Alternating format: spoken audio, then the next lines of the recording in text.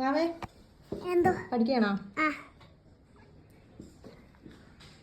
Move 2 sticks make 5 square. ഇത് ചെയ്യാനാണോ? അതായത് 2 സ്റ്റിക്ക് മാറ്റിയിട്ട് 5 സ്ക്വയർ ഉണ്ടാക്കണം. പറ്റുമോ?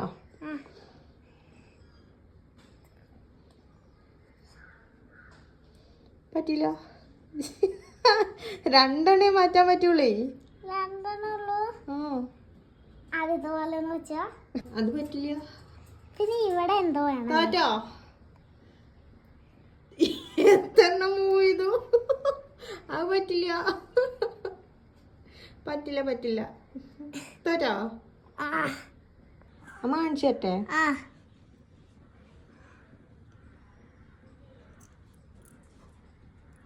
So simple. ഞാൻ അറിഞ്ഞുകൊണ്ട് തന്നെ ചെയ്യാതെ